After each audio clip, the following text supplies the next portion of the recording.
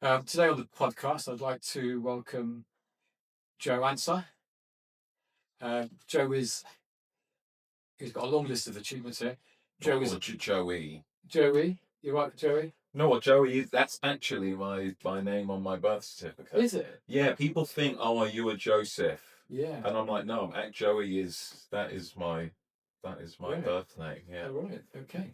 Brilliant. So Joey is an actor, stuntman, writer, director, martial artist, and fight choreographer, and also runs a fight film school. Is that what you call it? Something like that. Yeah, I teach a masterclass monthly in London, along with some international seminars sort of dotted throughout the year, in how I train. I mean, anyone who knows my career knows I've done a lot of action movies and some quite famous on-screen fights. And people may think, well, how do you train? How do you stay ready for doing that kind of stuff? What's my approach to training? And that's what I teach. I sort of, let people in on what I've learnt and what I impress upon. If I'm ever choreographing or teaching other people, what are the things that I'm really looking for, the skill set that's needed. So yeah. And your many credits include Batman Begins, mm-hmm. Bourne Ultimatum. Obviously, there's the Street Fighter legacy or franchise, which you've written, directed, and choreographed and produced, and sweated blood for. Exactly. And we'll talk more about that later. You were in Snow White and the Huntsman. That's right. Mission Impossible Fallout, The Old Guard, and The Running Man. Mm-hmm. And also TV, you've included Spooks and more recently Slow Horses. Yeah, that's right. Which is a brilliant series, isn't it? Yeah. Absolutely fantastic. Yeah. So just looking quick, if I go to the end, The Running Man, that's a brilliant film. I watched it, and it's closer to the book. It's closer than Arnie's 1987 version. That's right, because the Arnold Running Man film is quite divergent from the original source material, which was a Richard Bachman novel. Now, Richard Bachman was a kind of alias that Stephen King went under. That's right. Yeah. To prove to himself whether he could write non-horror fiction and still be successful. I think he had such runaway success. He almost became a complex. Like, is this a fluke? Is it just horror? So let me write some thrillers, science fiction thrillers, but not true horror under this alias Richard Bachman, which his publisher agreed to put out. And The Running Man was one of those novellas. They're quite short, aren't they? Yeah. So how does that role come about? Did you have to audition, or were you a shoe-in? No. So I heard that Edgar Wright was doing a Running Man adaptation, and it was going to be close to the Richard Bachman book. And through my agent, which is how 98% of your roles end up coming, it's like you've got an audition for the Running Man for the role of one of the hunters, one of the main hunters that's pursuing the hero, Ben Richards, throughout the film. So there was an initial audition with Edgar Wright. And it's something I should let the audience know is that ever since the pandemic, most auditions, at least the first stage, are via what's called a self-tape, where you have to record the audition yourself at home with a backdrop and a tripod and a camera. And then typically the recall, if you're lucky enough to get to the later stage, is in person. Before the pandemic, all auditions were in the room, unless you're auditioning for something abroad.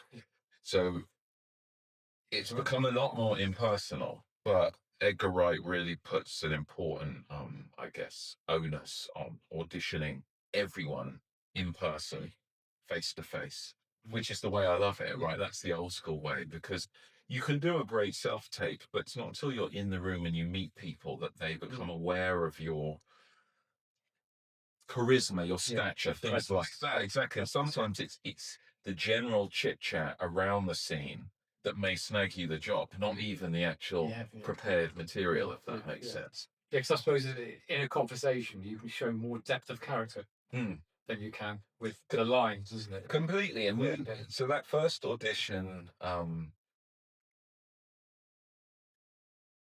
we did the material, and then I was story. So I'd worked Mission Impossible, so I was giving him some anecdotes from that, and working with Cruise and how intense he is, and doing my best Cruise impression, etc. And who knows, maybe that mimicry, because these hunters, as you'll find out in the movie, have to sort of go undercover. They're more like undercover operatives. Yeah. So maybe it was that side of regaling stories and becoming different characters that made him and his producer think, So why do you think you were chosen? Well, there's four key hunters, and then there's the head hunter McCone, who wears a mask for the whole time. Yeah. He's played by Lee Pace. So I guess they want all of the hunters to have quite a unique, standout look. The role I went for is Captain Holloway. So in the climax of the film, the remaining hunters are masquerading as the flight crew, the pilot, and the first officer, navigation officer of this jetliner. And the scene in that is quite tense because we're not breaking cover. So we come face to face for the first time in a intimate setting with the hero, Ben Richards, who we've been hunting throughout the film. And it's this situation where he knows we're hunters. We know that he knows we're hunters, but we're keeping up this charade, right? Yeah. And there's this kind of veiled threat underneath. And I thought, the way I want to play this, I'm not going to play it as a steely, intense thing. I'm going to do, welcome aboard, Mr. Richards, Captain Holloway, and give this kind of all-American glossy spiel. The way pilots say, if you look out of the left window, you'll see blah, blah, blah, blah, blah, Yeah, sure. So that's what I went for in the audition. And I guess Edgar liked it. Yeah. And then with my fight skills, obviously, the Captain Holloway has this huge fight in a zero-G environment in the cockpit as the plane goes into a dive. And that, because I can do all my own action, that obviously helps, right? Yeah. I say it was an unusual choice as director, wasn't it? Because he'd done a lot of comedy, hadn't he? Originally. Yeah. Done Hot Fuzz. He had done Hot Fuzz, he'd done Baby Driver. That Baby Driver was maybe slightly less comedic, but when you think of Edgar Wright, you often think of Shaun of the Dead. Shaun of the Dead, right? Yeah. Hot Fuzz. Scott Pilgrim. Yeah. Again, a comedy. Yeah. Very funny, very zany. Yeah. I think it leans into some of the zaniness of that. But yeah, it's interesting because I think, as Edgar said, you can't keep doing just the same thing over and over, because his big break was a comedy. Some fans' assumption is that that's all he's ever going to make. And he's like, I've got other stories to tell, I've got other points of view to put across cinematically. Yeah. So did Edward did he have to direct you, or what was his input? Or did he assume that, well, I've seen you in rehearsals, you know what you're doing. Unless you do something wrong, I can just let you go with it. That's a good point. I mean, so much of film is a visual medium. So sometimes when you hear directing, sometimes you assume it's a director saying to an actor, okay, I need you to perform this line. Just bring it down a bit and keep it more internalized. So much of direction is technical. Just for the frame, like, you're not finding the light in that moment. Right. And that's why they set marks on the ground for actors specifically. Edgar's someone that storyboards meticulously his film. So you'll see these drawn panels. He's like Spielberg in that way. Completely, right? And his brother, Oscar, does all the storyboard work for him.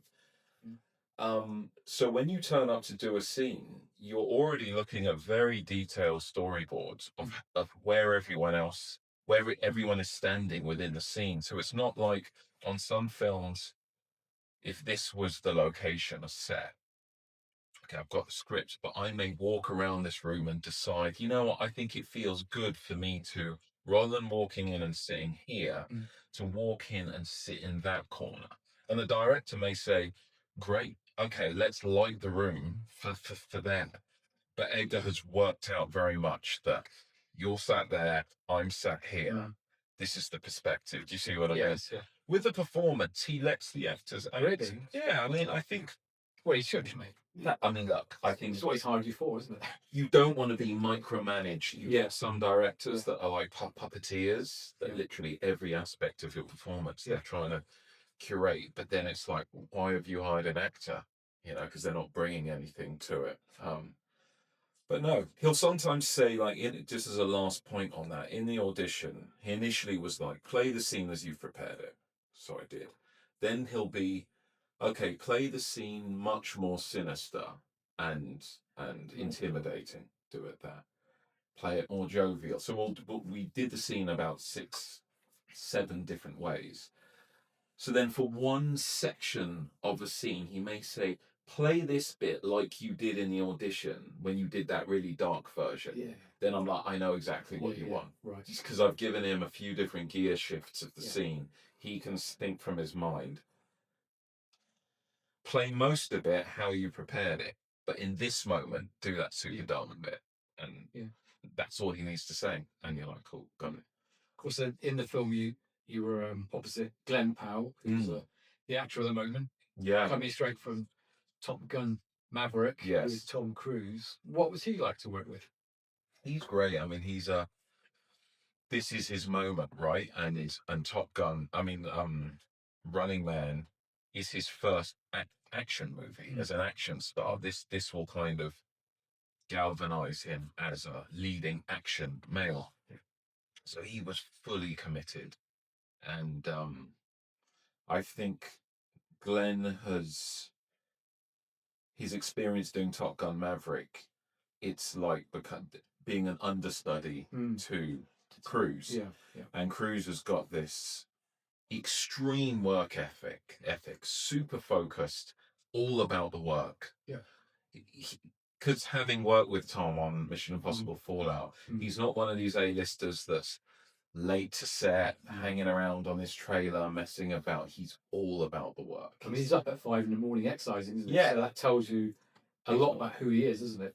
Yeah. So I think Glenn has followed that mold. Yeah. And it's almost like, what do I need to do to become a bona fide movie star and hopefully stay there? And he was in, when you look at the schedule of a film, they give you something called a day out of days that shows every cast member what their specific shoot days are, and it tots up your total number of shoot days. Yeah. So you can see how much. Yeah. And he had probably over 100 days of filming. That's intense. And these are like 12-hour days. That's intense. So he's almost in every scene, every day. Barely any days off. Poor guy, and it means that there's very little time for rehearsals. It's not like there's a gap in the schedule where there's a week off where they're shooting other characters and he can then do rehearsals. He's having to shoot full days and squeeze in a little rehearsal there, a little rehearsal. I've always wondered about rehearsals. Did you get any chance to rehearse? I mean, or have you got to turn up and it all just flows? No, you mean for action or for the drama stuff? What for the drama stuff? Film moves fast, so seldom you have a script read through, so a table read, as they call it, before the film begins filming. Right. All the cast are around a massive table. That actually happens. Yeah. They've got all the execs from Paramount are there. You've got these big 3D cameras in the middle of like the square of tables. Yeah. So for the people in LA, the studio heads, and you literally read the script from start to finish. Yeah. There'll be someone narrating all of the description. And it's a way for them to time the scripts. It's the way for the director for the first time to hear everything being said out loud. They can time, see how long it comes in at. But other than that, you don't rehearse. So what happens when you go on set to shoot, they call what's blocking the scene. So all the actors turn up. The director of photography is there, the director's there, and you figure out the scene. The director will say, okay, let's run the scene. then you're not acting your heart out. You're just sort of going through the motions, but you're figuring out where in space you're standing. The DOP is like, okay, let's make sure that the way we pre-lit the set, the light is hitting the actor's faces right. Then we work out, you may say, okay, I feel like I need to come over to you at this moment. All that gets worked out, and then they're like, oh, okay, we'll shoot. Prep checks the shoot. So then hair and makeup come in and do final checks.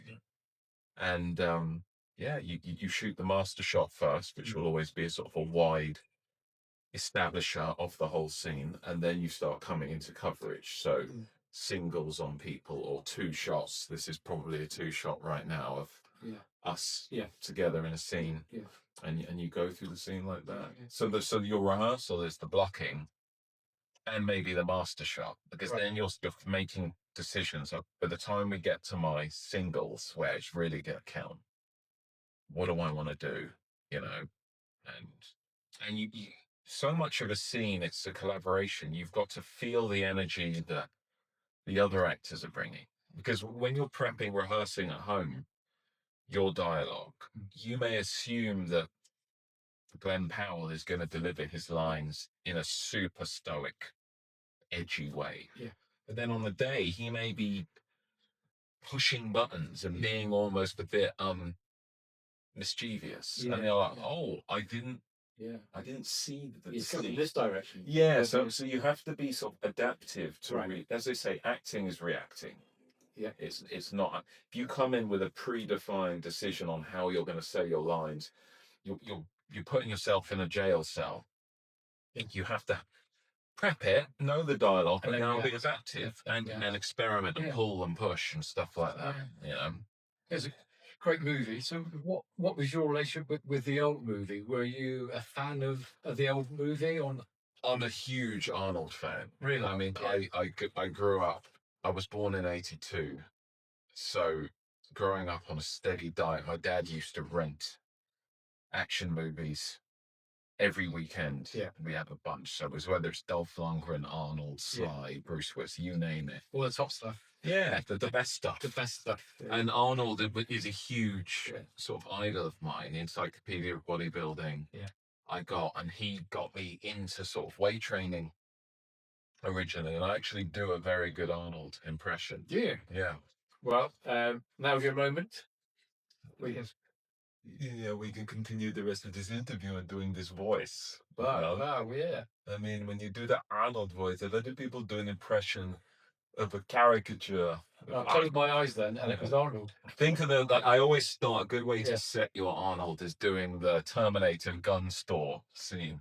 Go through the list of the guns. 12 gauge autoloader. Uzi, 9mm. A 45 long slide with laser sighting. Oh, so that's good. That sighting is just spot on. Like when you say, like just a phase plasma rifle and a 40-watt range. Fantastic. So, what were your best memories then? So, you weren't just on a set. You were on somewhere you wanted to be with your life. And what were your best memories of on Running Man? What was the first day like? You walked on set. How did you feel then? If that was a movie you wanted to be in? So I mean, the hunters get the cool thing is all the gear. We have about 8 different costume changes in that film. So the costumes are really cool. But the first day of filming, and I had a beard, like now, I have a beard, and Edgar decided he wanted everyone to be clean. So even on the first day, I was in all my tactical gear, and I had a beard, and he was deciding, do I want you to have a beard? And he's like, no, clean shaven, so then I had to clean shave. I'm trying to think what the very first day, or the very first scene was, because no, I tell you what it was. So you do a camera test. This is very cool. It's actually on the Blu-ray extras. They pre-lit a soundstage with all these different sections of different lighting. And you go through all your costume changes. And the 4 hunters will walk on and stop in a pre-designated place and almost pose with the guns. It almost feels like a Call of Duty loading screen. Right. And then the camera's on a big dolly, so it's tracking with you. And then you move to the next lighting place, and it may be like helicopter searchlights and stuff. And then we go off and change costume. Then some other cast come and do theirs. Then we come back and go on. So I think that was the first day on camera. Sounds great. But it was 5 months of filming. Yeah. We went to Glasgow. We went to Bulgaria. We went to locations around London, like Wembley, sort of Wembley Arena, outside Wembley Arena, and Wembley Stadium. That was the outside of the network building. Oh, was it? Yeah, so those steps, that's the Wembley Stadium steps. Nice. Yeah, so, and I lived in Northwest London, so Wembley was super close. I was on the Jubilee line, so. Yeah. And then the studio stuff was at Leavesden, Warner Brothers Leavesden Studios, which is sort of North London. Yeah, but it's an adventure, 5 months from the first day to the last day. More of a privilege than a job, wasn't it? Yeah. Acting it's one of those professions where when you work, you always enjoy. I can't really think of many times where I'm like, this sucks. I hate my job. I don't like working. The hardest part is not working. Yeah. The long periods of unemployment as an actor, because unless you're an A-lister who's just rolling from film to film, you're going to have this sort of feast and famine. Yeah. So that's like really up to date for you. But how did it start for you? I mean, you're a writer, director, actor. It's quite artistic. Were you from an artistic family? Was there? Yeah, my dad was a fashion designer. He was one of West Africa, Ghana specifically, one of the most prominent pioneering fashion designers, couture, women's couture. In fact, he was honored at the V&A Museum. So there was a recent Africa fashion exhibit that looked at all the pioneers post the end of colonialism of fashion on the continent, and then contemporary designers, and that has toured around the world. It's still touring, that show. Right. But the V&A have also acquired several of his pieces for their permanent collection. So yeah, growing up very much in an artistic household. And where did you grow up? I was born in London, in Hammersmith, and grew up in South London, Streatham. Went to school in Dulwich, and was there till I was 9, and then the whole family moved to Ghana in West Africa, where my dad's from. So then was at an international school from 9 to 14, which was an amazing experience, and that's where my martial arts journey began. Properly was in Ghana with doing ITF Taekwondo. So that was my first proper going all the way through to sort my black tag. And then I moved back to the UK when I was 14. To Plymouth in Devon, where my mum's from originally. So I finished my I came at the end of year 9, but sort of year 10 started. Actually did my GCSEs, A levels there, and that's where I got into ninja Bujinkan, Jiu-Jitsu, Ninpo. There obsessively, and tricking and acrobatics. That's where my bug for sort of flipping and getting into all of that. All those skills you need as a stuntman. Exactly, right. That all came in there. Then I did a degree in human biology at Oxford Brookes.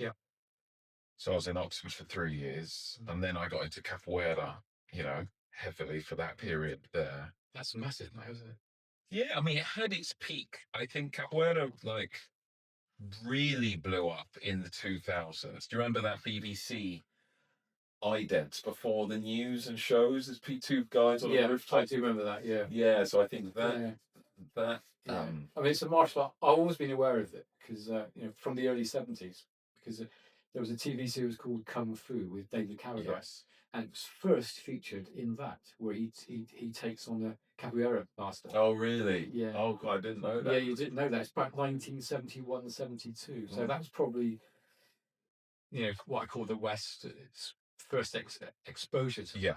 And then it sort of disappeared. And I didn't really know too much about it again until do you remember the film Only the Strong with Mark Dacascos? Yes. So that was what a lot of people's first because that film was so captivating, and the music, Paranaway, the famous capoeira song. So that was, I think, where I became really aware of. And then The Quest, the Van Damme film, The Quest. You remember that? I haven't seen that. Okay, well, there's a capoeirista represented in that. And then the Tekken games. Eddie Gordo is a capoeirista. So Oxford capoeira, and then I moved back to London, and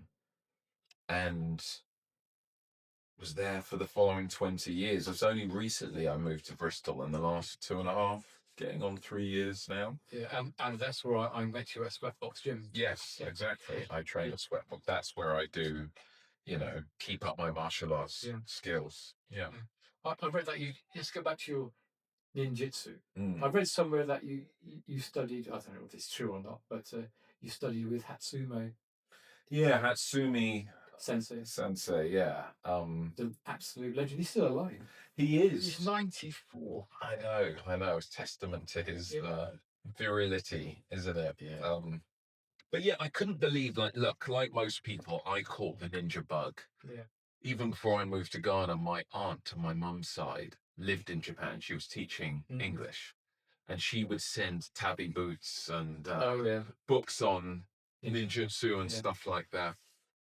And the Ninja Turtle craze, I mean, I was hooked on the Ninja Turtles. Absolutely obsessed. So when I moved back from Ghana to Plymouth, and then I found that there was this Bujinkan Taijutsu, aka ninjutsu, school. I couldn't believe. I didn't even know this was something you could learn, and it was all run by, for the most part, Marines. As Plymouth is the home of the Royal Navy, so there's a lot of squaddies, Matlows down there. The Green Navy. Yes, exactly. Yeah. And that was a real baptism of fire.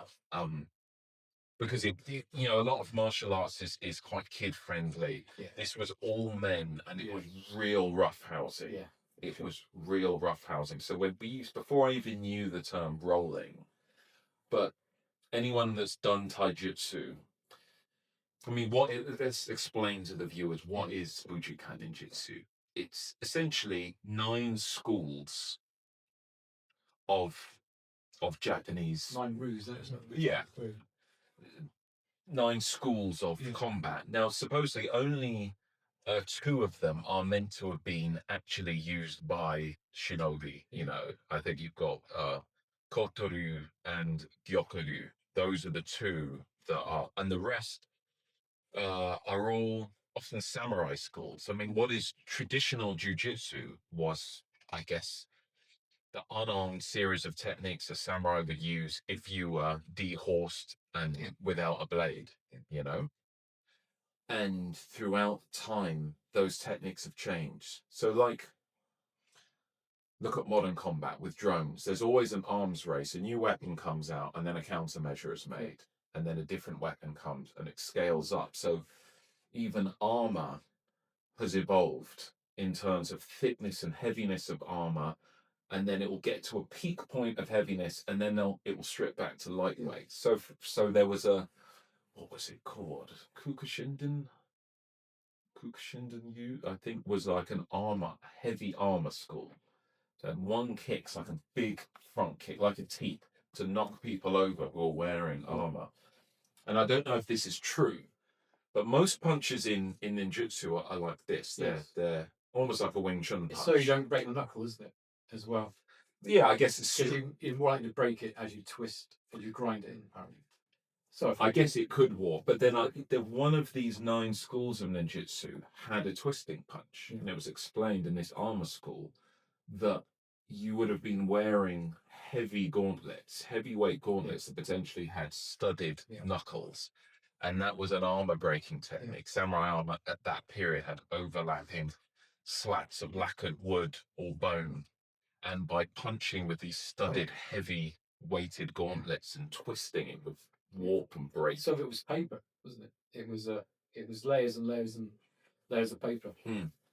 That was then sort of lacquered and treated, wasn't it? Exactly. Yeah. So it's interesting to learn that some of these twisting techniques were not bare knuckled. You had very heavy weighted gauntlets with either spikes or studs.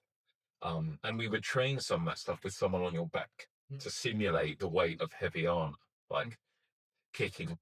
But that's, that is ninjutsu. So thinking that going to train Budo Taijutsu, it's not all smoke bombs and flipping around. A lot of it is jiu-jitsu. Yeah. If you think of all the kimuras and all of those techniques in ground fighting, the difference is you can get submissions through eye poking, fish hooking, a lot of dirty techniques, and that was what's quite unique about you're going for. So we would get submissions when we would roll. I remember there was one guy in the club that put his pinky finger down your ear canal and just push until you tapped. Yeah. Or you put your thumbs on someone's eyes, so of course close their eyes, and you just exert pressure until they tap. So like techniques that wouldn't be allowed in modern BJJ, but for a street defense type of stuff. And it's funny because the techniques like fish hooking or grabbing people's noses, covering people's mouth and eyes, smothering stuff, unless you train those regularly, they're not your default things to go to, right? In a fight or flight situation, you'll defer to what's familiar. Or you can get technique long jump where you know too much. Yeah, exactly. And you're trying to decide which one to use. Whereas in Taijutsu, almost everything you're going for the throat. You're either finger striking to the throat, you're grabbing someone's throat with a thumb in there.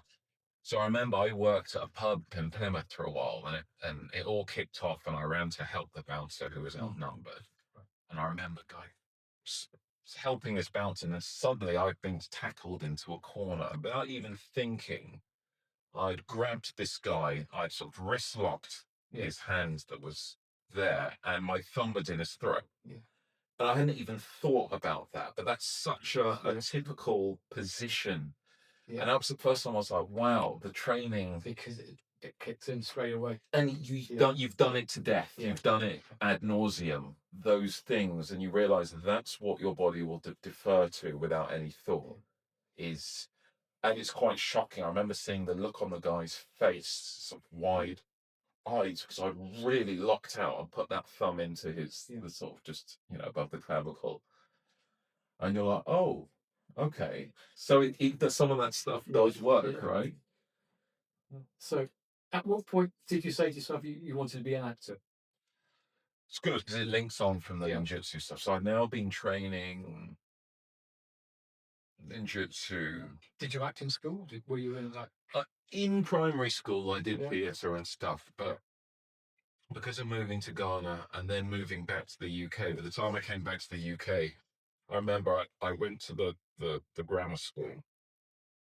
I'd done the entrance exams, and then they were like, right, you've got to pick your GCSEs. And I'm going, she said, but because you've come late in the year, some of them are fully subscribed. I'm like, can I do film studies? No. Drama? No, fully subscribed. Wow. So I was left with all the pure maths, double maths, the sciences. Exactly. So because I couldn't do drama GCSE, it meant I couldn't do drama A level. So I did biology, chemistry, and French for A level. Right. So it's like it wasn't like my path was a no-brainer to acting. I did a science degree, and it was whilst I remember sitting in terms of like what was the first idea about getting into film. So now I've been training ninjutsu obsessively and acrobatics, and I could do some pretty cool shit, right?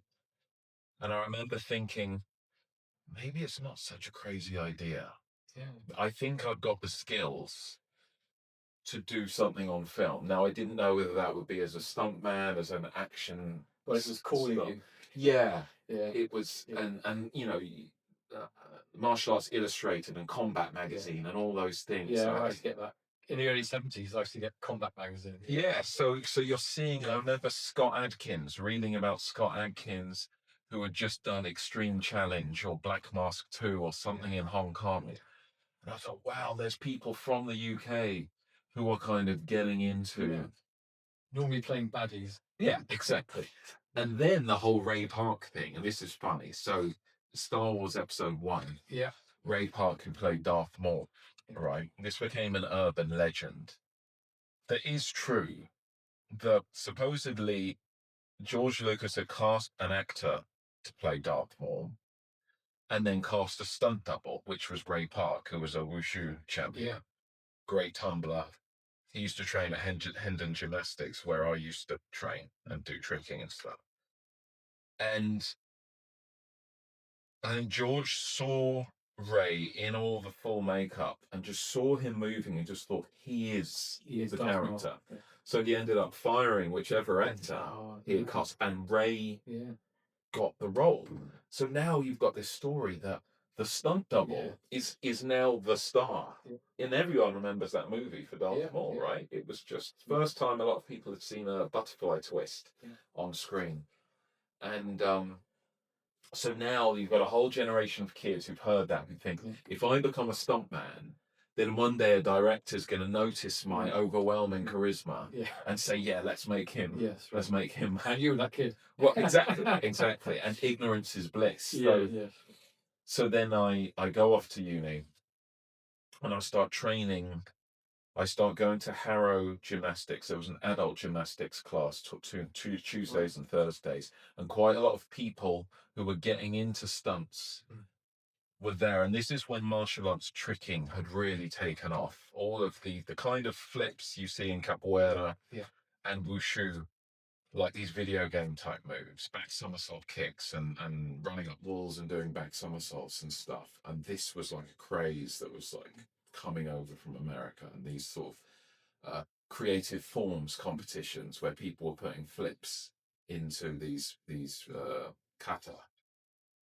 So I became obsessed with that. That also led me to do capoeira, and I just thought I have to get in somehow. So now while I'm at uni, I sign up to sports modeling agencies, extras agencies. I thought I need to do whatever I can to get on set and just get into the business somehow. To be honest, I wanted to quit my degree. I remember having a conversation with my dad and saying, look, I want to do something artistic, something with my martial arts. Let me guess what he said. It wasn't guess, do that. It was like, he said, what does it say about you to people if you quit? If they see that you started a degree and you dropped out, what's it say about your integrity or your ability to see things through? And he said, look, finish your degree. You'll always have that behind you. He said, if then you decide you want to be an actor or a stuntman or whatever, I'll support that decision. But finish your degree. So begrudgingly, for him, I did it, because then I was like, I want to go to drama school, but that means if I graduate at 21 from my biology degree, and then do another 3 years of drama school, I'll be 24 before I even begin my career. That's a long way away. So I thought, let me create my own film school by doing extras work and whatever I can, short films and stuff, and see if I can just become an actor, get an agent, and get into the system. So that's kind of what happened. Now, extras work can be really demoralizing because you're there as a background artist, watching the real actors do their thing, but you can use it as a chance to learn by osmosis. So by the time I actually graduated from uni, I had been on 60 different film and You're learning the language. Completely. You're learning the language. Completely. And it's so fascinating to be on something, and you pick up a copy of the script sides from a call sheet that's laying around. And you're like, oh, wow, I can actually see the script of the scene that's shooting today that I'm going to be a background, extra in. Let me read the dialogue, interpret it, and I think, how would I deliver this line? And then you get to see the actor come in and do it. And you're like, oh, okay, he's coming at it in a different way. And then you get to see the director giving him notes and that whole back and forth. That's as good as drama school, isn't it? Completely, because you're seeing it under pressure. There's one thing, theory. It's like going to... It's like fighting under pressure. Completely sparring with a friend in the gym and then having a fight in the street, isn't it? Or military academy. You could go to Sandhurst here or West Point, right? Learn all military theory and go through training Or someone could say, come to Ukraine and embed with Azov battalion or something. And see how you do. Yeah. And see these battle-hardened people fight. Actually see how it goes down. See the decisions they're making in real time as drones are coming in. Yeah. That's invaluable, right? So not only, little did I know at the time, but not only was I absorbing acting for screen, but also filmmaking, directing. And then Batman Begins came in that So period. this is Batman Begins is your first movie, is it? Your first studio film. I was essentially a stunt extra, what they call now special action extras. So the League of Shadows, the ninjas, the ninja up in the mountains, where Bruce Wayne, Christian Bale goes to train with Liam Neeson. It was all of that sort of Tibet sequence. Yeah, sure. And again, I was like, I get to play a ninja. My ninjutsu has come. Yeah. So that's audition to get that part. And looking back now, how cool to watch Christian Bale, who's one of my favorite dramatic actors, right? And Christopher Nolan in the early stage of his movie career, just watch him at work and watch his process. I remember even this sticks in my mind.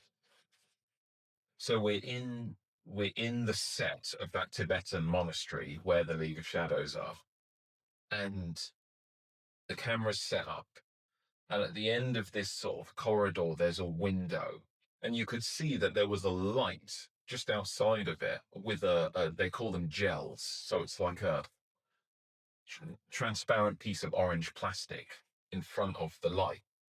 And you could see it very clearly that that window, it's clear that there's a light. And I remember asking Wally Pfister, who was Nolan's longtime DOP for a while. Yeah.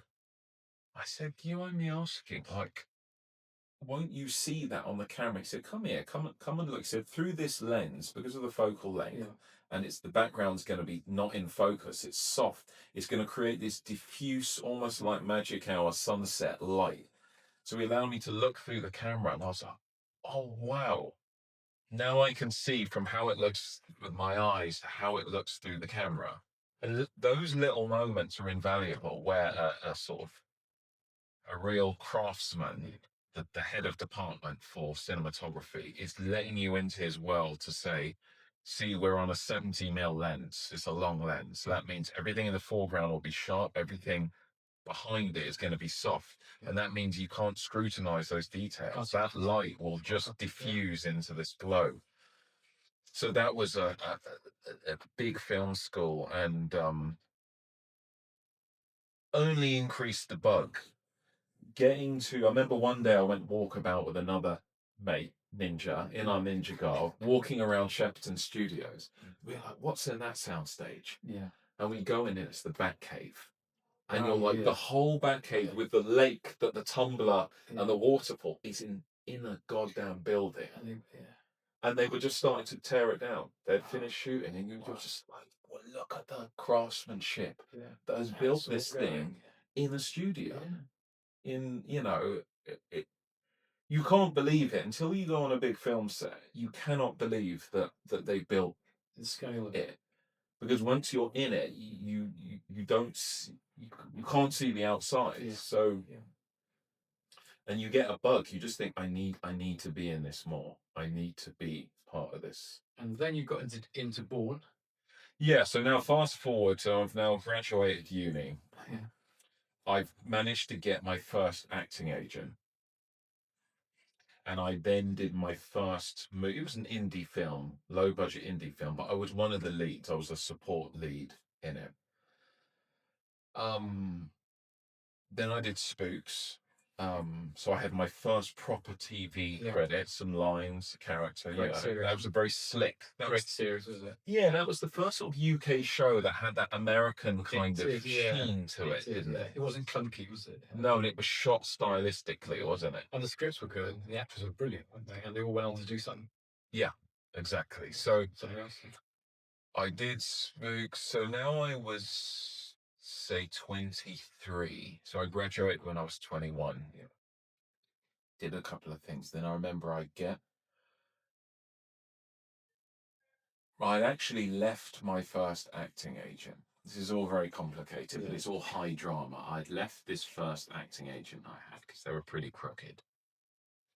And then I temporarily had my sports modeling agency as my acting agent. There's something called Spotlight, which is the kind of it's a registry that all actors have to be part of, and it's the interface that agents use and casting directors use. So when your agent puts you up for a role to a casting director, it goes through this Spotlight link. So you have to have an agent on your Spotlight link, because if a casting director wants you, they think they go on Spotlight, who is your representation, and they get you that way. So I remember getting a call from my sports agent saying, Joey, we've just had a request casting come in for the new Jason Bourne movie. And this is for a new agent, like from a new program, like Treadstone, but the next evolution of Blackbriar. He knows his stuff. Yeah, I do know his stuff. And Dan Hubbard, the casting director, is casting for him. And so let me think. So yes, this is actually the first audition is going to be a physical one, because this character is going to have the fight of the movie. Yeah. So you have to go to Pinewood Studios, where there's going to be an intense audition with a stunt coordinator, and they're going to see if you can. They're going to want to see whether you can ride a motorbike. So I fast forward to I go to Pinewood. There's about 60 guys there. And luckily, when I lived in Ghana, two of my best mates were these Australian brothers whose dad was a former motocross champ. Yeah. So I got into riding bikes there intensely. So I was very comfortable from a young age riding bikes. So we get there. The first thing they say, right, who here, put your hand up whether you can ride a bike with a clutch and gears. And this notorious stunt coordinator, Gary Powell, who's a very fearsome guy.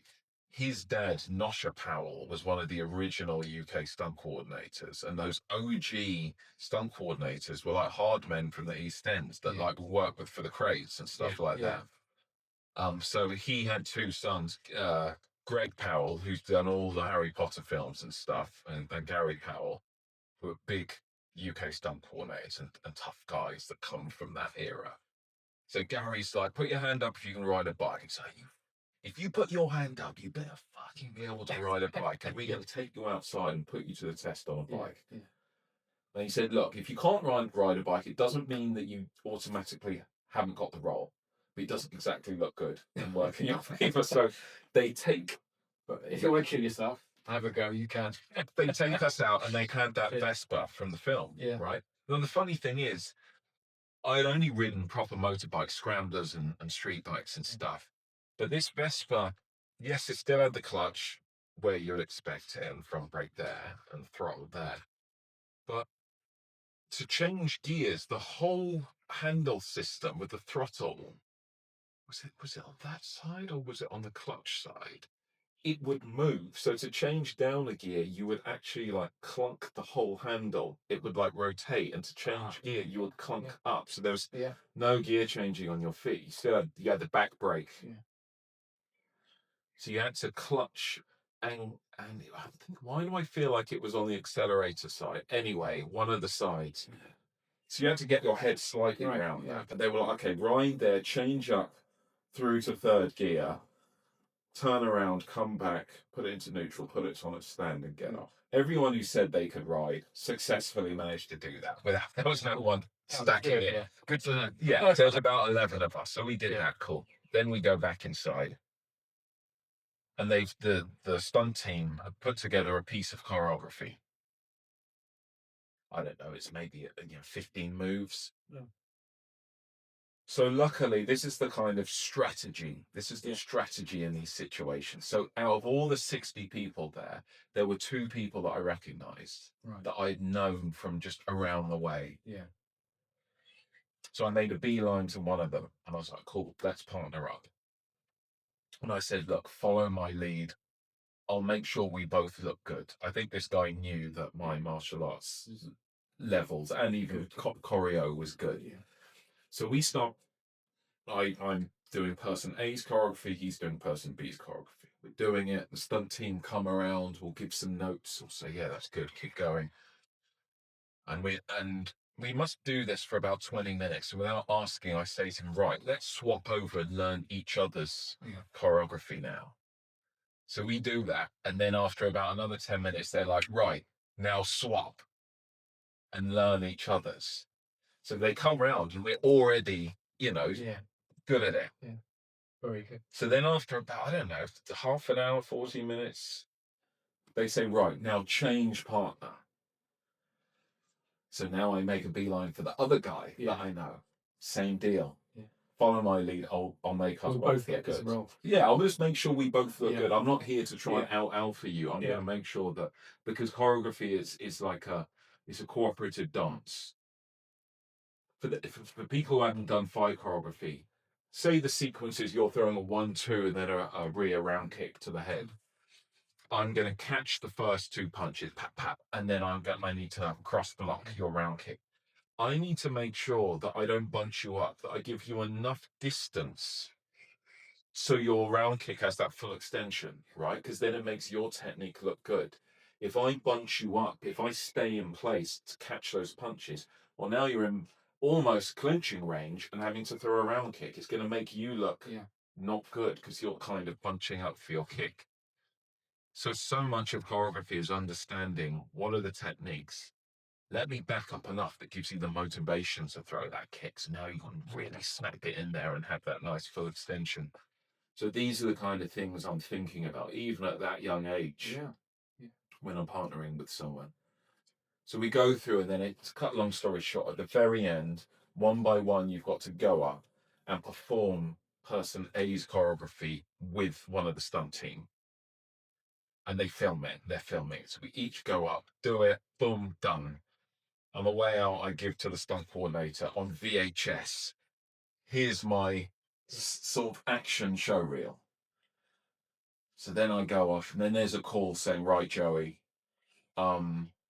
you've got a recall with for a more dramatic audition with the casting director. It's down to 3 of you." So I go in and do this audition. Now the script was slightly different originally. Did you see the Bourne Legacy with Jeremy Renner? Yeah. Do you remember in that they have those pills? They have the agents are on like a medication, and if they don't take the pills, they get withdrawal symptoms. So that was a holdover from the original Bourne Ultimatum script. Because Tony Gilroy, who directed Bourne Legacy, was one of the main writers of Ultimatum. Oh, right. So they had, to be honest, the whole pills thing is even in the other Bourne films, subtly. Do you remember when he gets the lockbox? Where are they? In Switzerland or somewhere? Yeah. And along with all the passports and the gun, there's some pill bottles. I don't remember that bit. There's some random pill bottles. And then do you remember Clive Owen? When he's shocked, he says, do you get the headaches? Yeah, yes. I get the headaches. Do you get the headaches? Yeah. And it's referencing that they give them these pills that if they don't take them after a while, they get into sort of bad withdrawal. And it's almost like a leash. So if these agents go rogue for too long, they have to come and see a handler. They have to come back and get the medicine. But with Treadstone, they weren't that strong. But with Blackbriar, they're much stronger, right? So in the original script, we have the fight in the apartment, and I'm beating the shit out of Bourne, but then the withdrawal comes on. So as we're fighting, I'm starting to look to my bag, and Bourne cottons on that I'm trying to get something from my bag. So now I'm going for the bag, and he's kicking it away, and I'm trying to get these pills.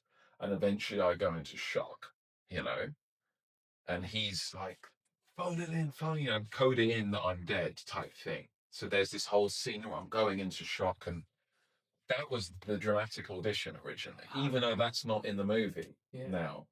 So I did that. And then I get a call saying, "Right, Joey, it's down to 2 of you. And Paul Greengrass, the director, wants you to go to his house." Wow. to meet him, and you're like, that's an honor, isn't it? Yeah, at this moment, you're like, holy shit, this is actually happening. Yeah, it's happening to me. Yeah, and get this for like edge of your seat stuff. The studio are calling the agent and saying, right, we need Joey's passport details. So I'm like, they're already booking flights to LA because whoever gets the role, the next day they're going to be on a flight to LA to train at 8711, who are the fight team. Yeah. The director of John Wick, Chastahelski, that's his team. Right. So him and David Leitch, who also did John Wick, those two guys, and Damon Caro, who did 300 and all of Zack Snyder's stuff. Those three founded this now world famous 8711 action design company. So I remember, again, strategy. I remember calling the casting director and saying, is the other actor going to be at Paul Greengrass's house at the same time as me? Because that's going to be a bit awkward, us vying for this role at the same time. Or is he seeing us separately, like staggered? And who's first? Well, yeah, exactly. And he said, that's a good question. He said, that will be awkward if you're both there. Yeah. He said, well, look, Paul's a very smart man. So if you're both there at the same time, he's got a very good reason for it. And I just said, again, strategy. I said, okay, if I go there and the other actor is there, I'm not going to get drawn into a bidding war. Yeah. But pick me and trying to sort of one-up each other. Yeah. I'm going to channel the character of this Blackbriar character.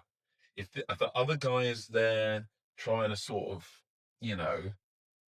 brown nose the director, I'm going to leave them to it. Yeah. I'm just going to be completely in my space. You turn up in character. Yeah, and if the director, if Paul wants to ask me a question, of course, I'm going to give him gold, hopefully. But otherwise, I'm not going to get drawn into oh my God, the other guy's talking more than I am. So they send a car for me, take me to Henley, where Paul Greengrass lives. And as the car pulls down to the driveway, he has like an orchard. It's like something out of a fairy tale, a romance novel. There's this kind of like orchard walkway, long gravel driveway. And I see Paul and this other actor walking down it, almost like lovebirds in conversation. Like, fuck, the other guy's there already. I'm like, hey, game on. So I went up, said hi, Paul, hi to the other guy. And they were deep in conversation, so I just left them to it. I just walked with them. Eventually, Paul's like, should we go into the kitchen? You want a cup of tea or something? So we go in there. The guy is still talking, talking up a storm with Paul. Paul's daughter comes home from school. And I chat to her for a bit. The dog comes in. I'm just playing with the dog. I'm just literally leaving Paul, because I'm like, when he wants to speak to me, he'll speak to me. So I'm just focused on other stuff. And then he engages with me a bit. And then we walk and we go into his office. He's got offices on his grounds. And then eventually he says, right, tell me about your martial arts background, And so we both get a chance to kind of, shoot our shot. And then it ends, and I notice the other guy hadn't been sent a car for some reason. So I'm like, do you want to lift back into London with me? Because I said, how did you get? He said, I got the train. I'm like, okay, well, they sent me a car. Do you want to hop in? I'm like,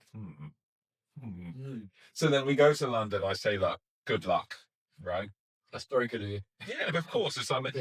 Actually, one thing Paul said, he said, look, you're both great actors, and whichever one of you doesn't get the Desh role, I'm going to find a role for you in the movie. And he kept his word. Desh Bugaza was good. Buksani. Buksani, yeah, his character. So I got home, I got the call eventually, you've got it. And it's just, something like that. I tell people, you think it will be like this huge. It was the opposite. It was super humbling. Yeah. It was almost quite a sobering thing. I had that call to the agent. First they called and said, Joey, it's looking very good. I said, well, define very good in a percentage. She said, it's looking 95%. I said, call me back when it's 100%. 100%. I was just sat there like this. My partner, who I was living with, my girlfriend at the time, she was abroad on a job. Right? So I was just home alone. And I was just sat there, and the phone rings again. I pick it up. And she's like, you've got it. And she told me the basic details. You're going to be on a flight to LA tomorrow, first class, Virgin Atlantic. First time I'd flown first class. First time I've been to the States. Wow. Yeah. So I hang up, and I was just like, what happens with this? This is a really strange paradigm, and I'll try and break this down. So there's some interesting sort of philosophy.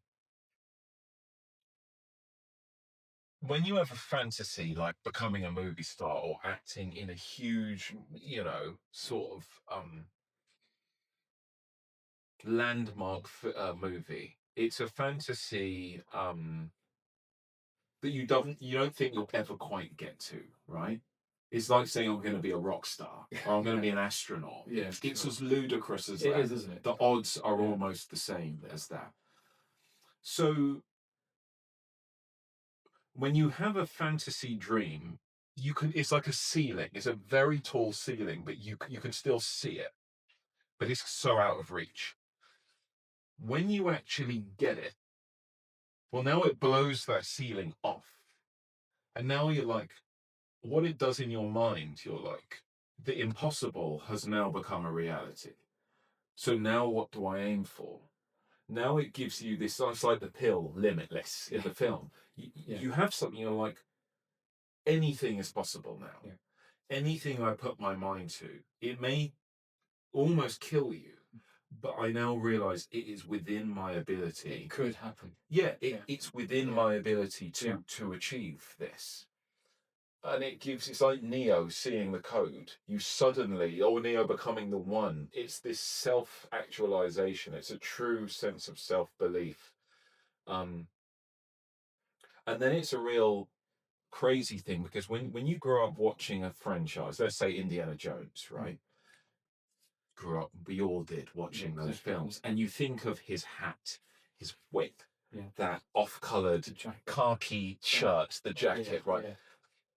Now imagine being able to step into the screen and pick up the whip and actually hold the hat, smell the hat, even put the hat on. Yeah.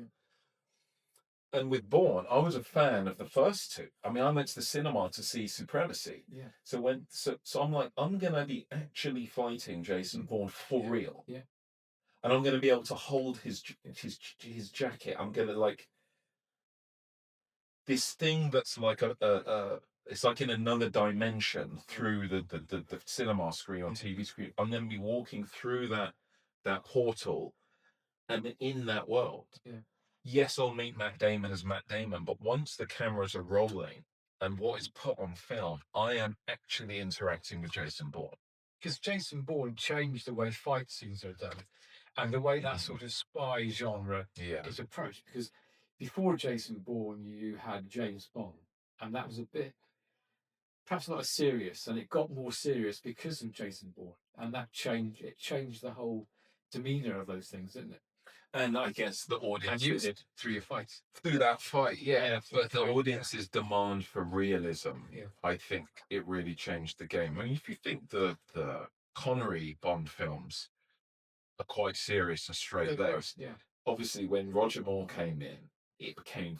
I loved... Roger Moore one's probably the most entertaining, but they became farcical. They did. It's almost farce, isn't it? And then the Pierce Brosnan ones still maintain that almost wink at the camera level of farce. Breaking that third wall. And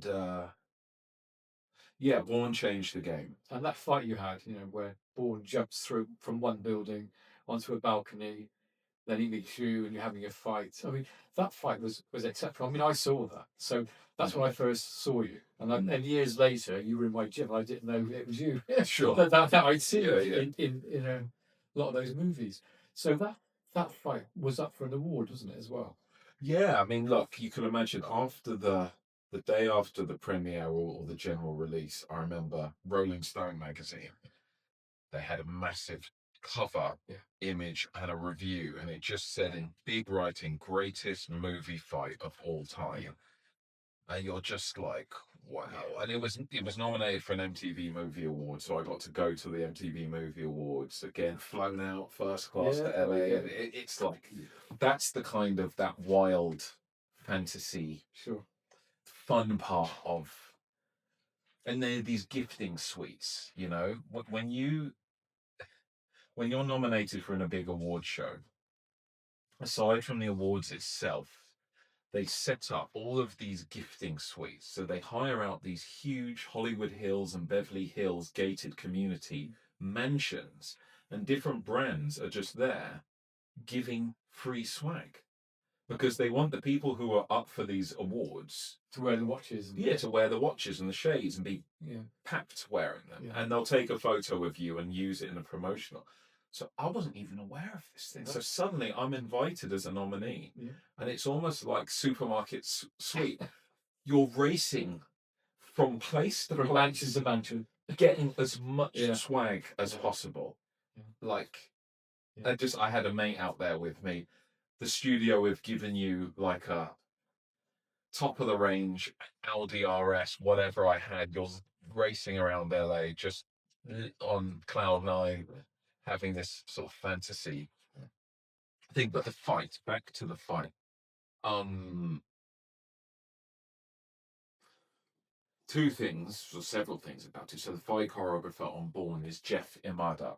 So we're talking about JKD off camera. So Jeff Imada was one of the instructors at the Inosanto Academy in LA. So all of those 8711 guys, Chad Stahelski, Dave Leach, Damon Carroll, they all met because they all trained at the Inosanto Academy, as did Brandon Lee.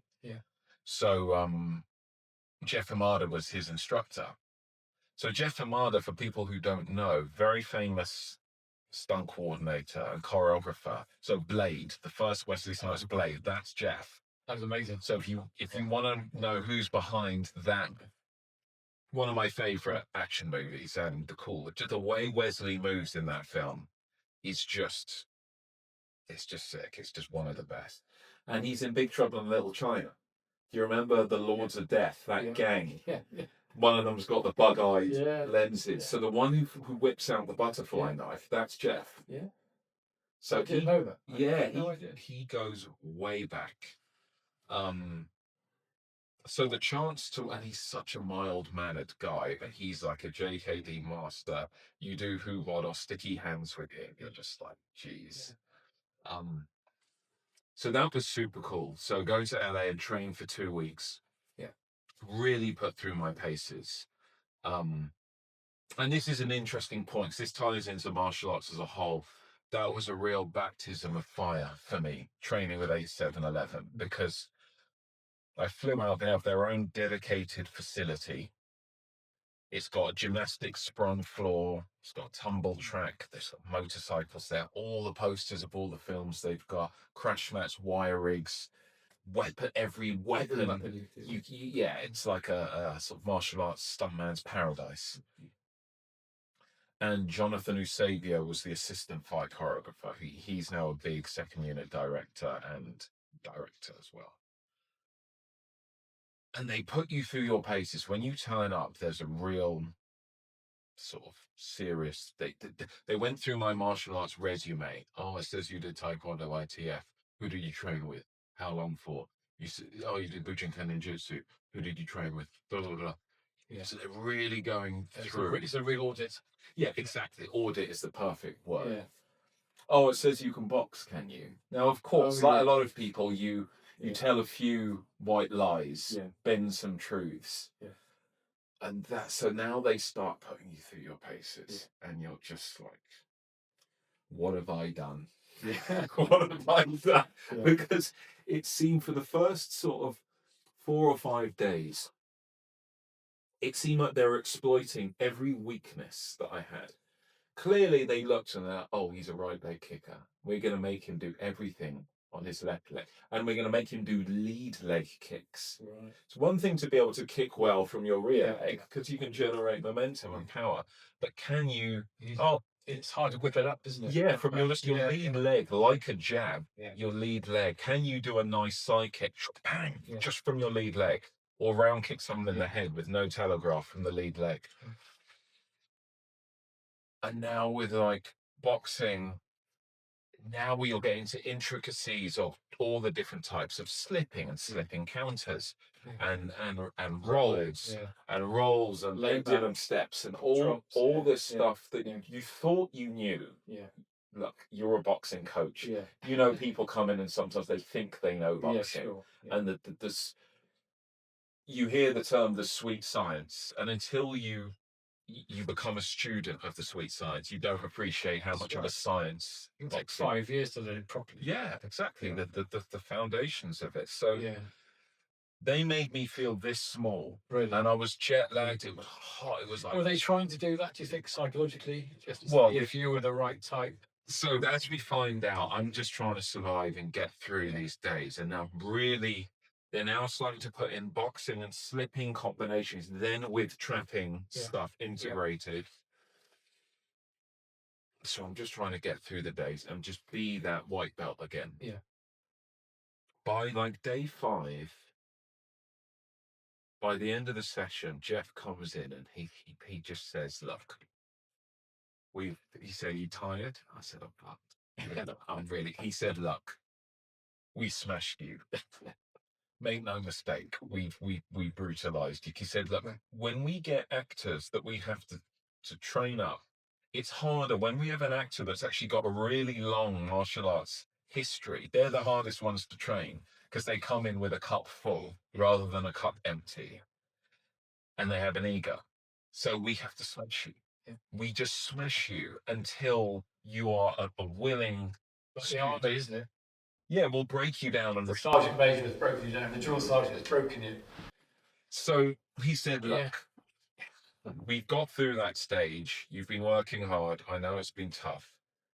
Tomorrow when you come in, show us what you can do." Just hearing those words, I was like, yes. So then the next day, now I get to, because it just seemed like they hadn't asked to see a single thing that I was good at. But how good to be shown all of your weak links. Yeah, sure. But then he was like, "Show us what you can do." So in terms of the capoeira stuff, the tricking stuff, and what I was good at, and then he said, "Look, you're the Blackbriar agent. You're the upgrade from Bourne. So we need to put some kind of special move in this fight. We haven't decided what it is yet. So show us." I was showing tumbling, and then I was coming up with a couple of suggestions. So back then, they call it a flash kick, which is a standing back somersault with a kick. Now, I could do that in the middle of a boxing combo. So I could bam, bam, bam, bam, back somersault kick, and just keep fighting out of it. Like it's nothing. Just whip my head back, boosh, and keep going. So he was like, "Okay, cool." There's something called an al batido, or an L kick in capoeira, where you see you're on one hand and you're doing like a split kick. It's like a one-handed handstand to kicking. Now I can do a hand switch version. So imagine you're going down with one hand, kicking up one leg, and then you switch hands and then kick over with the other leg.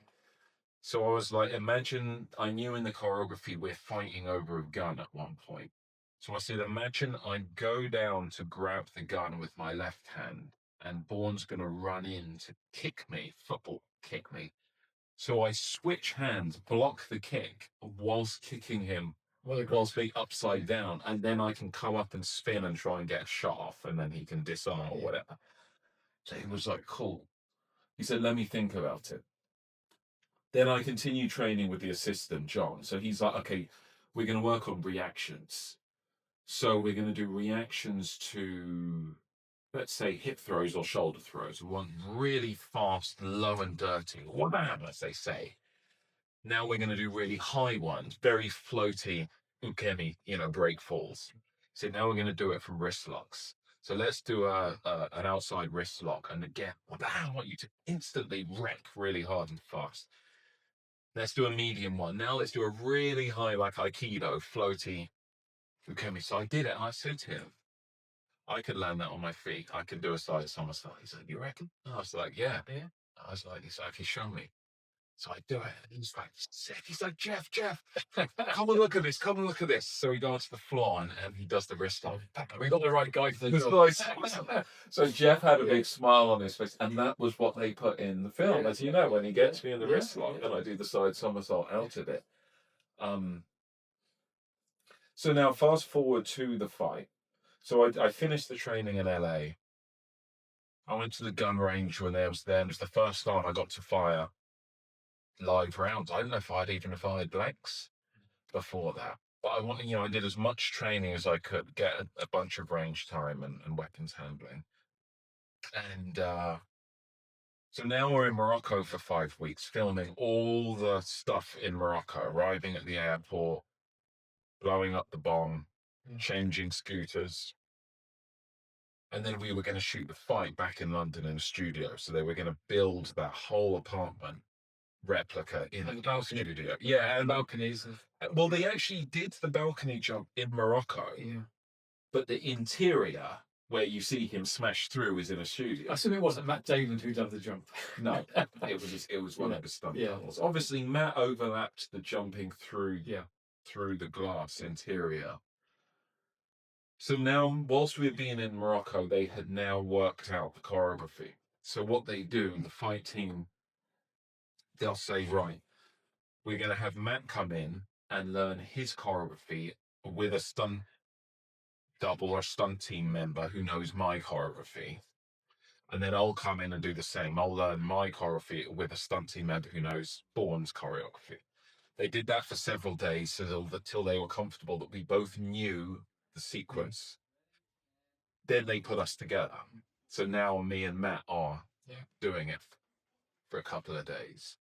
Then we go to set for the first time. So now we actually see where all the furniture is and all the rooms, and we're going to go from this room into this room. And then the camera teams are trying to work out how are we going to shoot this thing? Because it's a long fight. It travels through a lot, right? And then we begin filming.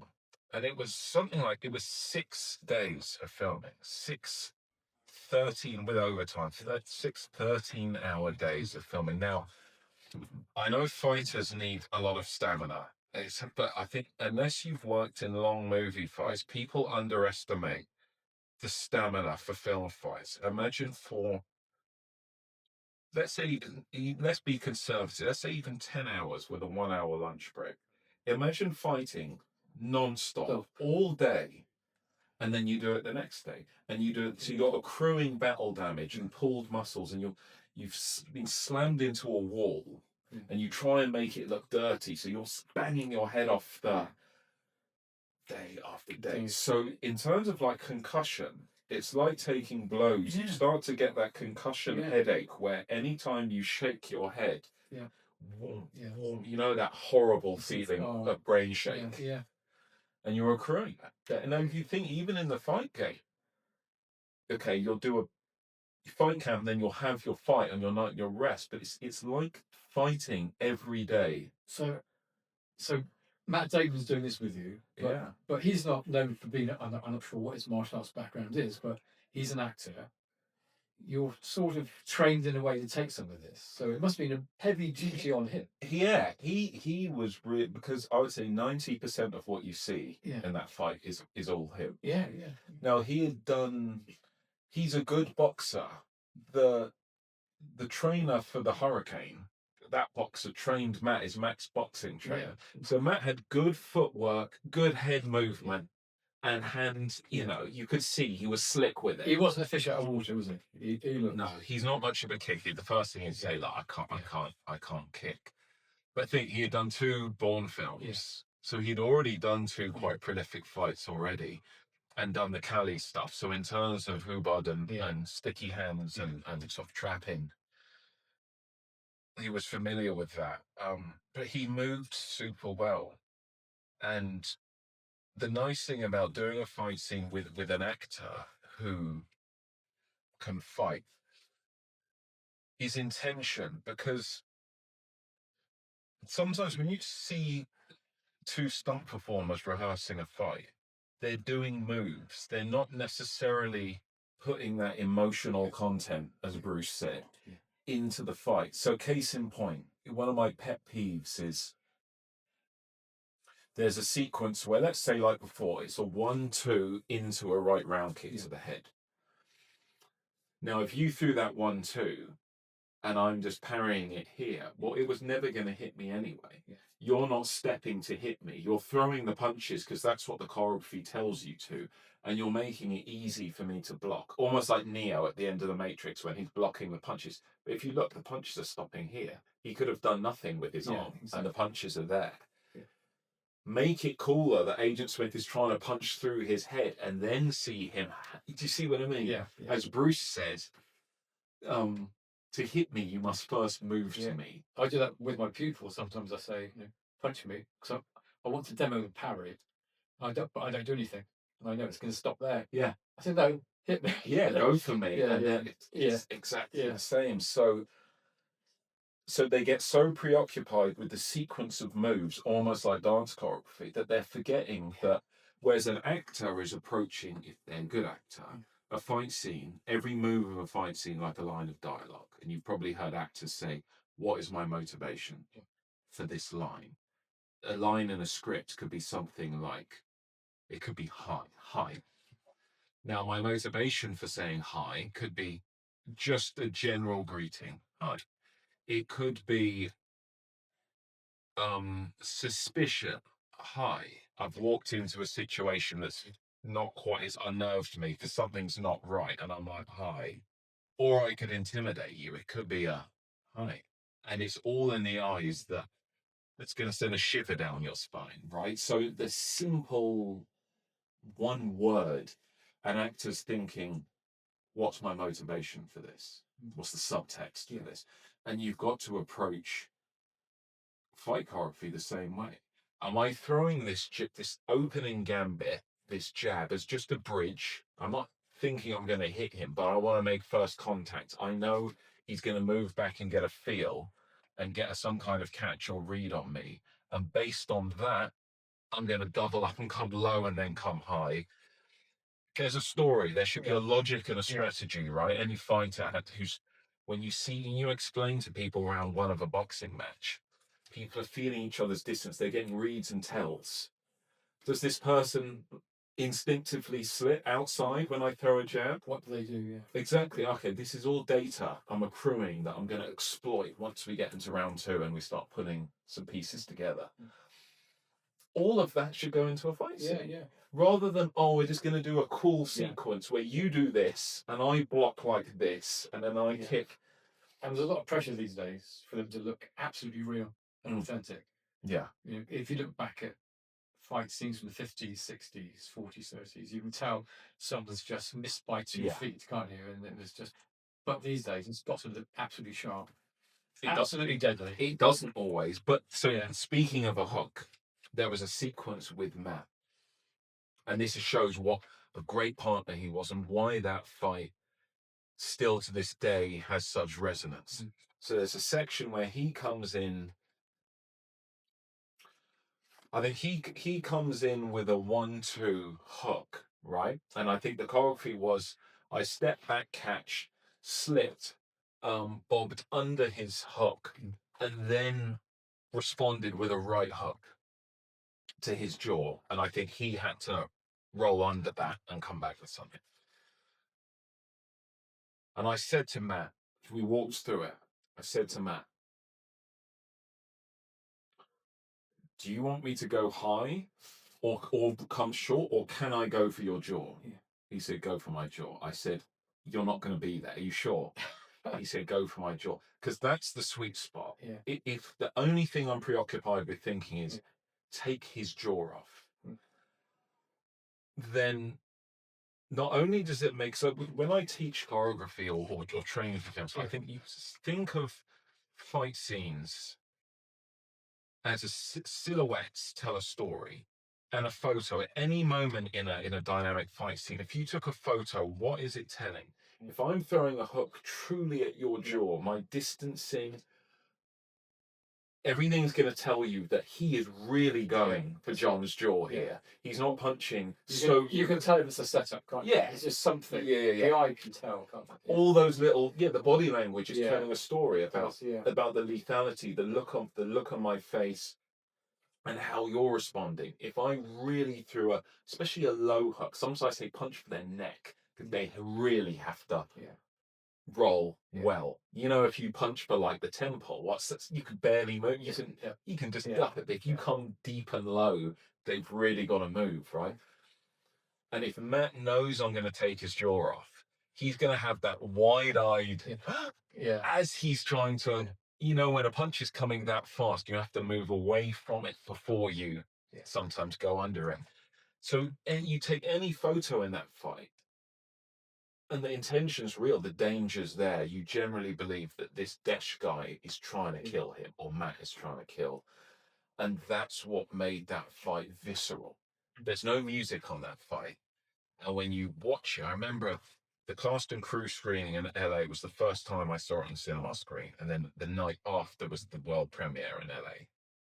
And it got to that fight, and it was just silence. And I remember looking, and you could see people gripping the arms of the chairs. And when it finally ends, there was this like collective sigh, and then there was a round of applause in the cinema, right? And you're like, people felt this. Yeah.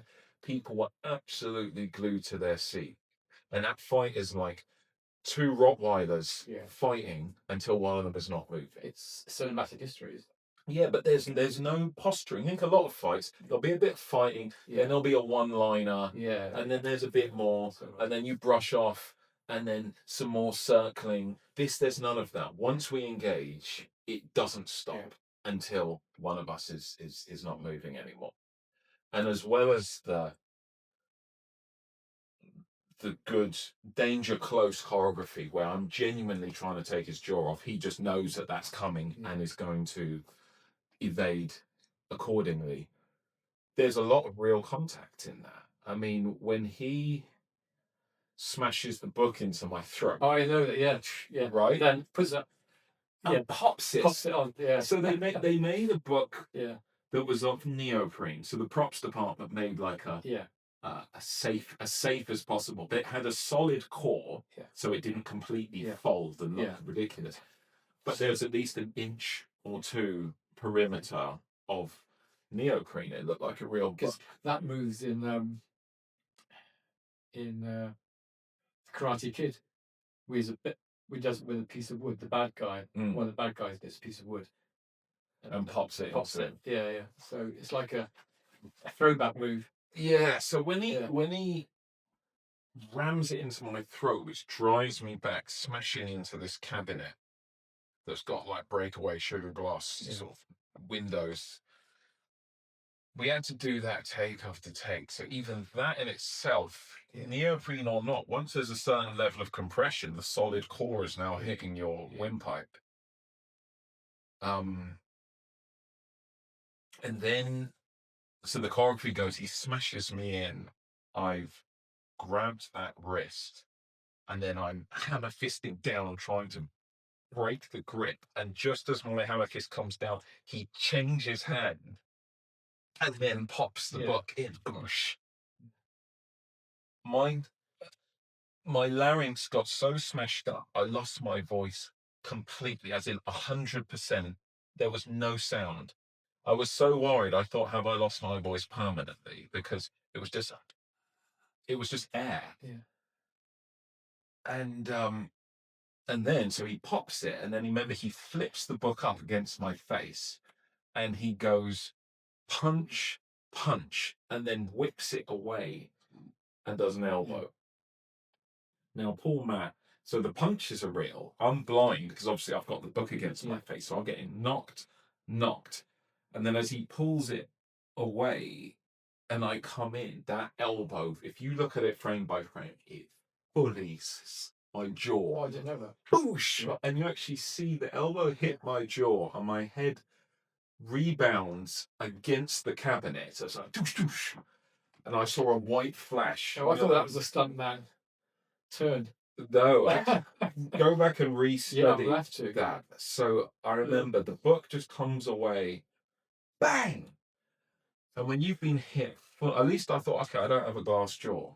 Yeah. I saw that white flash you get though, Yeah. when you get properly sparked. And you're a bit like, whoa, and the map was off, just like, you okay? And I was just No, I'm suing you. but there's a lot of real contact. So that fight feels real because a lot of it is real. And the battle damage, so like the throat, thank goodness the voice came back. Doing that side somersault in rehearsals over and over, and then the tape, I tore my adductor because you're having to split your legs super high. Then as you take off, contract your adductors to bring your legs in so you spin over. And when you tear a muscle, I don't know if anyone's torn a muscle, but it just goes numb. Yeah. That's when you know you've really done damage. It's not painful. It just goes numb. It feels like you've been hit with a hammer and it's just numb. I snapped my Achilles before. It's the same thing. When you really, something goes, you feel a real impact and then just numbness. Especially if the nerve has been severed as well. So I remember after we did the last one, I just said, that's it. I hope you've got it, because that's the last one. I'm done. And I can't. So I still had to keep turning up for work. So you may ask, why 6 13-hour days? And here's a slightly nonsensical way that in Hollywood they shoot action. So as I said before, with a drama scene, standard coverage is as follows. You shoot a master of the whole dialogue scene. Then you come in and do a mid shot of each character. Then you'll do tight singles of each character. And they'll be edited in. Yeah, but then this, before we even talk about editing, let's just look at the laundry list of standard coverage. So master is the wide of everything. And why do we have a master? Because it shows everyone's relationship to each other in space, in the scene. Because once you start cutting into tight coverage, you can lose track of, hang on, where's John sitting in relationship to Joey in this scene? So occasionally punching back out to the wide, it allows your brain to orientate I didn't know that. where people are. So the master shot is often used to bookend scene. It will establish a scene in that, and then it may pull back out to that wide at the end. So you'll get a clean single, is that just your head, clean single on me. A dirty single is the camera will be over my shoulder, so you'll see the corner of my head and your face, and then we could do over your shoulder on me. That would be called a dirty single. Then a two shot would be both of us in the same shot. So you'll do all this coverage, and then that's given to the editor. So the editor has a lot of choice of when to punch in close to really make an important line land. You use the tightest frame and so on. Yeah. But because we don't have a long history of hand-to-hand fight scenes in the West, in Western cinema, these directors approach shooting action in the same way. So they want to do a master of the entire 100-move fight from start to finish, multiple times. Then they'll do a mid-shot of the whole fight, sort of from a profile, start to finish multiple times. And is there a need for it in your Absolutely not, because you get absolutely rinsed out. Yeah. The master, the super wide, will be the coverage that you'll use the least. Because here's the problem. Yes, when you're super wide, you get to see everyone from head to toe, and there's benefit in that, because if you've got a big, cool movement, like my side somersault, you can see that I'm doing that for real in that space. But people look smaller in frame. The shots that you'll use the most in an edit for a fight will be the mids and an occasional punch into someone's face to see some kind of emotion. If we go for too long without seeing your eyes clearly, we disassociate from the humanity of you on screen. And that's why eyes are so important on film. And but the problem is, so if you shoot the master of a whole fight from start to finish, you're exhausting your performers. So when you start to get to the frame sizes that you're really going to make up most of the edit with, they're exhausted. They're on a downward curve in terms of, it would be like fight camping way too hard hard sparring a fighter, accruing loads of battle damage, and then when you actually get to fight night, they're on a downward curve. They're messed up. And it does happen, doesn't it? Right? Yeah.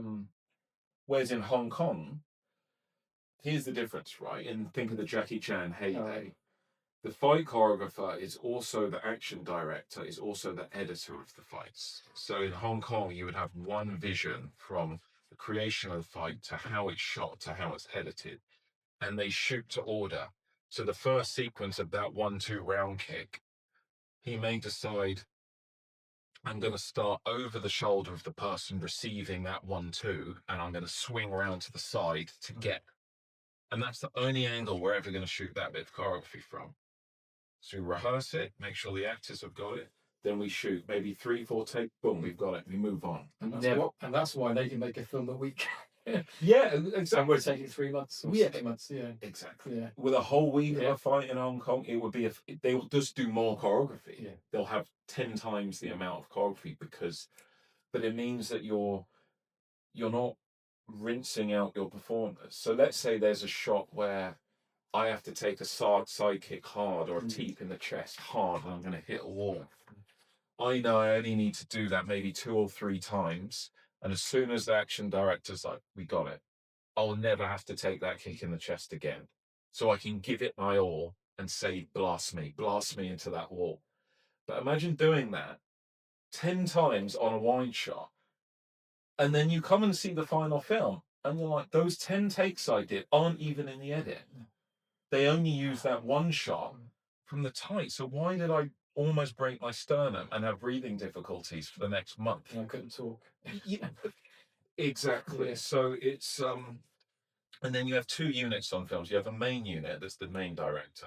So he'll shoot the fight as he's happy, especially getting those close-up moments and then making sure he's got the emotionality that he wants. He then moves on to something else. And now the second unit director, who's like an action director, comes in and shoots the fight over again using the stunt double. So I shot it with Matt for 3 days with the director. And then I think Matt was mainly done. Now I'm doing the fight from start to finish again, but with his stunt double. Right? And now they can start cutting holes in the set. So like when he smashes me at the book against the cabinet, you'll notice there's a shot over my shoulder with Matt grinding me in. Yes, there is. And if you actually think about it, you're like, well, where's the camera? Yeah. Because it's in the wall. So they've had to destroy the set and cut out that hole, put the camera in to get that shot. When we're in the bathroom and I grab the straight razor off the sink, there's a side shot, but it's a super narrow little bathroom. So again, they've cut the wall out from the living room. Yeah. And they've got the camera there so they can get that profile shot of me going for him with a knife and him blocking with a towel. So they're starting to trash the set, but to get all these special shots because they've already shot the fight once. And now they're like looking in the edit. We need this angle and we need this angle. So doesn't matter if we're cutting holes in the wall. We're just getting specialist pickup shots. And that's why you're then doing another 3 days to get those things. Can we touch on your acting and directing? Because especially the Street Fighter series, which is that, because Hollywood made the Street Fighter, didn't they, which came from a game originally. Now I know the fans don't really rate those ones, but they rate your ones very highly. And I noticed that some of the YouTube films alone you put up have like 6 million hits. Yeah, it's pretty nuts, isn't it? It is crazy. Yeah. How did you get the rights to do that? Because Capcom and the copyright, don't they? That's right. Capcom and the game developer of Street Fighter. They make Resident Evil as well, another big title. I grew up playing Street Fighter, hugely inspired by it, and fan of the manga, the 1990 manga movie, Street Fighter 2, the animated movie. And the Van Damme film was not what... I mean, it's got its camp appeal, but it's not... As a fan of the game, it did not deliver on its promise. And then The Legend of Chun-Li was another one that came out. Most people forget that even exists. That's even more removed from the game than the Van Damme one. And after Bourne, remember I said how it gave me this almost superpower that anything's possible. I suddenly thought, I'm going to be the one to do it. I'm now convinced the studio system in Hollywood will never get Street Fighter right. Because if you go down the list of the people that make these films, the writers, the producers, the directors, none of them are fans of the game. None of them actually play the game.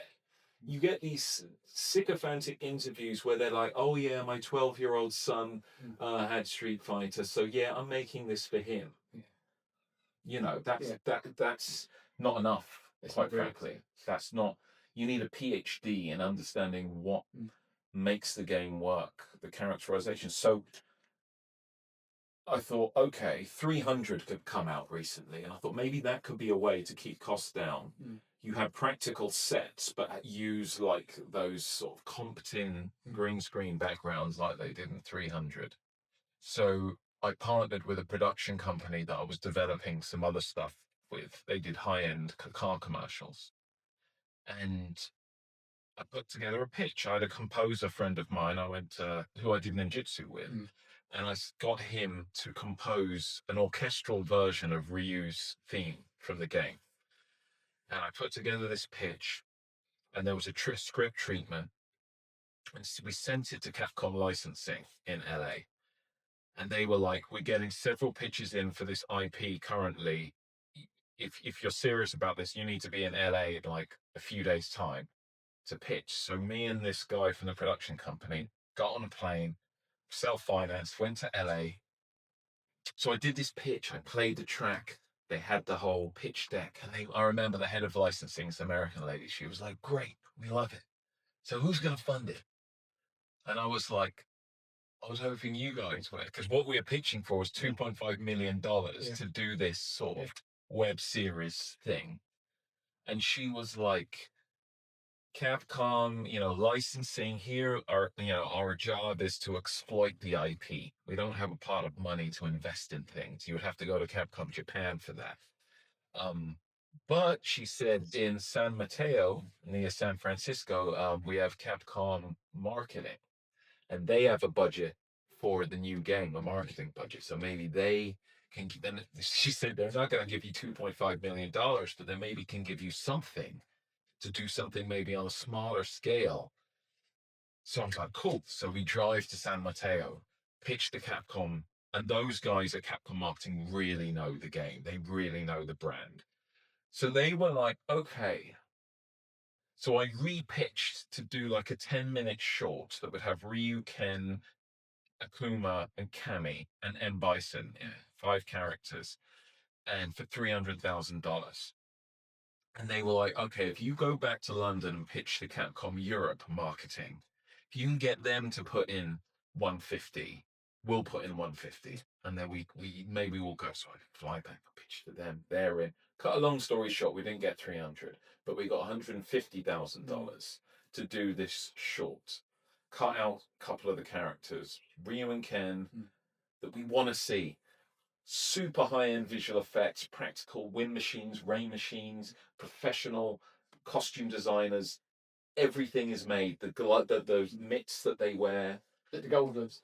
yeah. Well, those brown mitts that this isn't something you can buy in a shop. You have to custom make, design, and make them. But made it super high-end short. That debuted to millions of views. Then off the back of that, it was a 3-year struggle to get the rights from Capcom to do something feature length, which was Street Fighter Assassin's Fist. That's the big one I did. And Capcom didn't finance that. We had to raise $2.5 million to make that. And that I directed, I wrote, I'm in playing Akuma, choreographed it. It was like a complete passion project.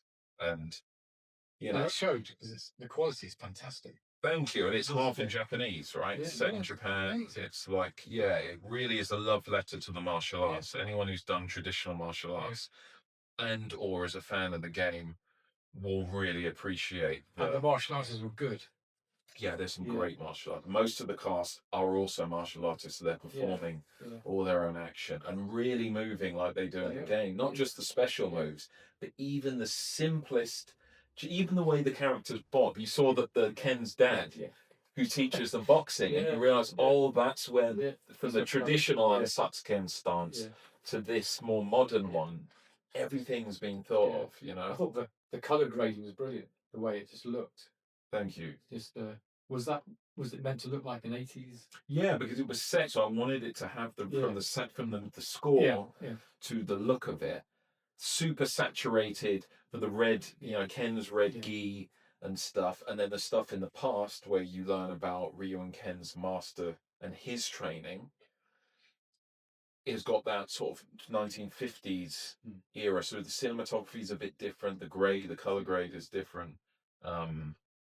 Yeah, it was, and to make something with no studio interference, there's no one telling me, oh, you need this actor in it, you need this in the script. So it was a really sort of... You don't need famous actors in that, because the Street Fighter franchise has got its fan base. Yeah, they're the celebrities. And they just want to see proper people doing it, don't they? Yeah, you want to see Ryu and Ken. It's like Marvel.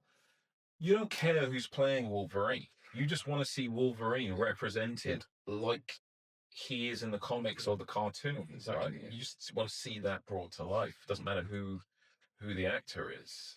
And it's funny how the fans like your stuff, and they're not that really enamored with the no, because it's all just commerce, isn't it? Yeah. The film business has got more and more cynical because it's cost so much to promote movies. A lot of people don't realize when you hear a film is made for $150 million, it then takes $150 million extra in marketing, right? Yeah. So now you've got $300 million that needs to be recouped, and the studios are only getting at best 50% of those ticket sales.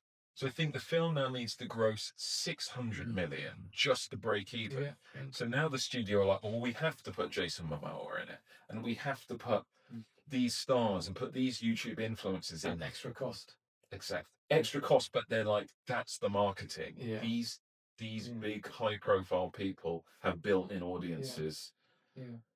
And it's cynical. It means you're not getting a pure piece of art. Yeah. Well, Joey, it's been amazing having a talk with you today. Oh, thank you. Thanks for coming in. No, my pleasure. And I think we'll have to have you back, when you've got another project coming I would look. Come in. That would be my pleasure to do so. Tell some more stories. Perhaps this time we cover Mission Impossible. Yeah, the other stuff. There's loads of. I'm sure there's loads of stuff. Loads of stories to come. Yeah. So the old guard working with Charlize and Tom Cruise experience. Yeah. And well, I can't wait for that. Yeah, thank you. Thanks for having me. Thanks again.